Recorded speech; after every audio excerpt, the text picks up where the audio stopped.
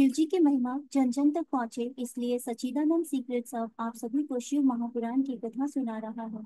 अगर आप भी एक शिव भक्त हैं तो इस कथा को किसी दूसरे शिव भक्त को शेयर कर शिव जी और माँ की कृपा के पात्र बने। हर हर महादेव।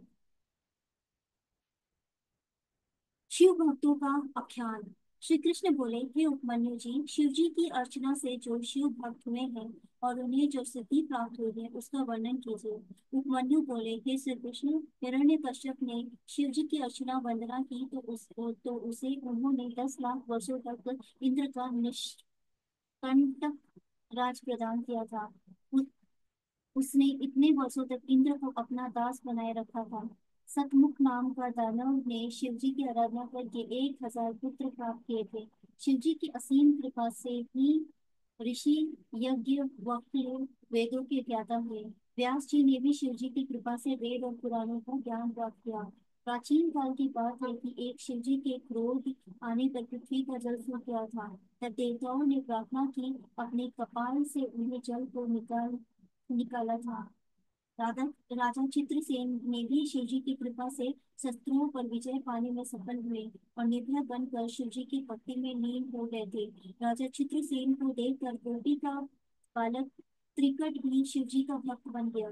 शिव जी के सोमवार के व्रत के प्रभाव से सिमतिन पत्नी द्वारा अपने पति चित्रांग के यमुना में डूब जाने पर भी मृत्यु से रक्षा हुई।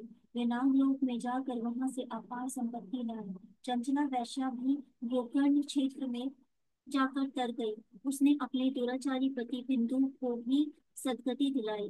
महाकाल नाम के महापापी और हिंसक व्याध शिव जी की पूजा करने से सदगति प्राप्त हुई। ऋषि दुर्वासा जी तो शिव भक्तों में प्रसिद्ध है। प्रजापति ब्रह्मा जी शिव भक्ति से ही सृष्टि की रचना करने में सफल हुए। मार्कंडेय जी मुनि शिव जी की अर्चना करने पर ही अमर तथा शक्ति संपन्न हुए। शांडिल्य ऋषि संसार में शिव भक्ति के कारण ही प्रसिद्ध एवं पूजनीय हुए।